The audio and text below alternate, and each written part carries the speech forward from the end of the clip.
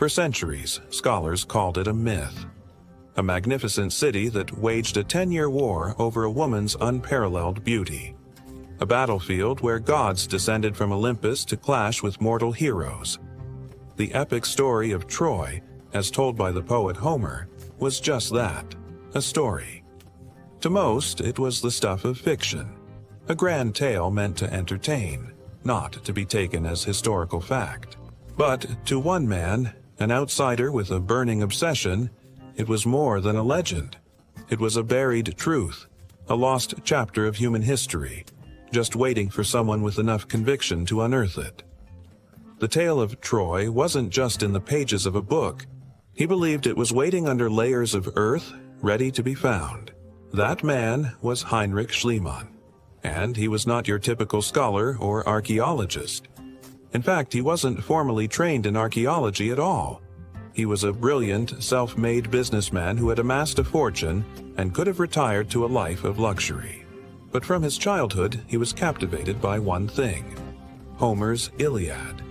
The poem wasn't just literature to him, it was a roadmap. He memorized entire passages, cross-referencing ancient texts and geographical descriptions. While the academic world dismissed his ideas as romantic fantasy, Schliemann was convinced he knew where to look. He pored over ancient maps and spent years meticulously studying every clue he could find, believing that somewhere on the coast of modern-day Turkey, the legendary city of Troy was sleeping, waiting to be awakened. His conviction was so strong that he sold his business, said goodbye to his comfortable life, and set sail for the Ottoman Empire, chasing a dream that everyone else told him was impossible. In 1871, with his copy of the Iliad in hand, Schliemann arrived at a large mound in northwestern Turkey known locally as Hisarlik. It was here, he believed, that the mighty walls of Troy once stood. He hired a team of local workers and began to dig. It was a brutal, ambitious excavation, unlike anything seen before. He wasn't just scratching the surface, he was digging a massive trench straight through the heart of the mound. As his team went deeper, they started to uncover something extraordinary. It wasn't just one city, it was a layer cake of history. Beneath the surface, they discovered layer upon layer of ancient settlements. 9 distinct cities, built one on top of the other over thousands of years. And then, deep below, in the layer he designated as Troy II, he found what he was looking for: the ruins of a wealthy city marked by fire and widespread destruction, just as Homer had described. Walls were scorched black, and debris was scattered everywhere, painting a vivid picture of a city that had met a violent end. Was this it? Was this the Troy of legend? The discovery sent shockwaves through the world. But the most stunning part was yet to come. One day, while excavating near the city walls, Schliemann claimed to have spotted something glittering in the dirt. Fearing his workers would steal it, he quickly dismissed them for the day and, with the help of his wife, Sophia, secretly unearthed an astonishing collection of artifacts. He had found a hidden stash of gold. Thousands of pieces, intricate necklaces, golden diadems, elegant earrings, rings, and goblets.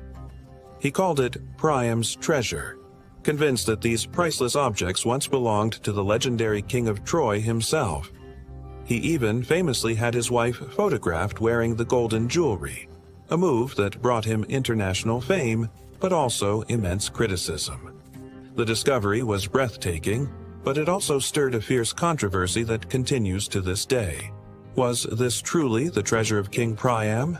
Or did it belong to a different, even older civilization that existed 1,000 years before the Trojan War was thought to have occurred? The academic world was divided. While Schliemann's discovery was undeniably monumental, his methods were heavily criticized. He had dug through the upper layers, including the one now believed to be the actual Troy of the Trojan War, with little care, destroying invaluable evidence in his haste to reach the bottom. Modern archaeologists still debate what Schliemann really found. Many argue that the treasure he uncovered belongs to a much earlier period, and that his interpretation was guided more by his obsession with Homer than by scientific evidence. But one thing is absolutely certain. His audacious dig at Hisarlik forever changed how we view the ancient world. He proved that the stories we once dismissed as mere myths might be rooted in real history.